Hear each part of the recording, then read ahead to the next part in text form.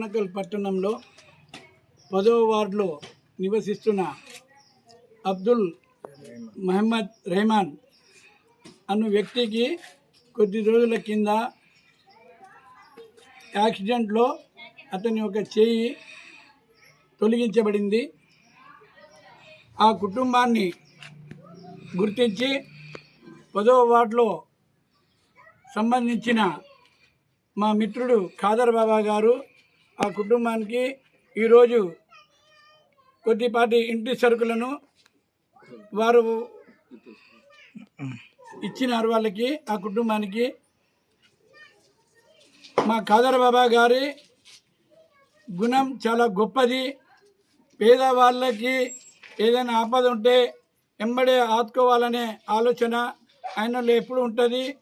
కాబట్టి నేను అటువంటి వ్యక్తికి సపోర్ట్గా 10వ వార్డులో అతనికి ఈరోజు మా 10వ వార్డులో ఉన్న మిత్రుడు రెహమాన్ గారికి ప్రమాదవశాత్తు చేయకపోవడం జరిగింది. కానీ ఎందుకంటే ఈ చిన్న వయసులో ఇలా చేయలేకపోవడం చాలా బాధాకరం. నాకు కూడా చాలా బాధ అనిపించింది. ఎందుకంటే ఇప్పుడు ఏ పని చేసుకోవాలన్నా కూడా ఆర్థికంగా చాలా కుంగిపోయి ఉన్నాడు. ఆర్థికంగా లేదు కాబట్టి నా వంతు సహాయంగా నేను నిత్యావసరకులు ఇవ్వడం జరిగింది. ఈరోజు ఒకరోజు కాదు, ఎలక్షన్లు ఉన్నా లేకున్నా రాజకీయాల కోసం కాదు, నా మనస్మరణతో నేను ఇచ్చిన. రాజకీయాలు ఉన్నా లేకున్నా కానీ ఆయనకి ఎప్పుడు నా సహాయ సహకారం ఉంటాయి. అదేవిధంగా మన డోర్నకల్ ఎమ్మెల్యే రామచంద్ర గారు ఆశీర్తోటి ఈయనకు త్వరలో కూడా పింఛన్ కూడా అలర్ట్ చేయడం కోసం నేను ఎమ్మెల్యే గారి దృష్టికి తీసుకెళ్ళి త్వరలో పింఛన్ కూడా ఏర్పాటు చేస్తానని కోరుకుంటున్నాను.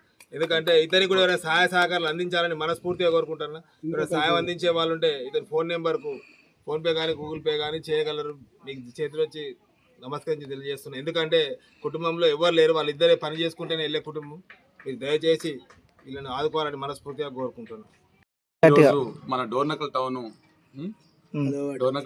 టౌన్లో 10వ వార్డు మన ఖాదర్ పాషా సారు అందుబాటులో, అంటే గతంలో కాకుండా ఇప్పుడు కూడా రేపటి రోజు వచ్చే మున్సిపల్ ఎన్నికల్లో ఆయనకు అందుబాటులో ఉండేటట్టు ఖచ్చితంగా టికెట్ కూడా అతనికి వస్తుంది. అతనికి గెలిపించాలని చెప్పేసి మనస్ఫూర్తిగా కోరుతూ ఇవాళ మన మహమ్మద్ అబ్దుల్ రెహమాన్ గారికి ఇవాళ తనకు ఆర్థిక సాయం కోసం నిత్యావసర సరుకులు ఇవ్వడం జరిగింది. ఖాదర్ పాషా సార్కి కంపల్సరీ అత్యధిక మెజార్టీతో గెలిపించాలని చెప్పేసి మనస్ఫూర్తిగా కోరుతున్నాను. నేను జోగ్యతండ సర్పంచ్ కాంగ్రెస్ పార్టీ తరఫున నాకు గెలుపు ఇచ్చారు. ఆ గెలుపుతో పాటు ఇవాళ మన ఖాదర్ పాషా సార్కి అందుబాటులో ఉండి వాళ్ళు ఆ కుటుంబానికి ఆర్థికంగా సాయం ఎప్పటికీ వెనువెంట ఉండి ఖచ్చితంగా నేను ఆదుకుంటా అని చెప్పేసి ఇలా నిత్యావసర సరుకులు ఇవ్వడం జరిగింది.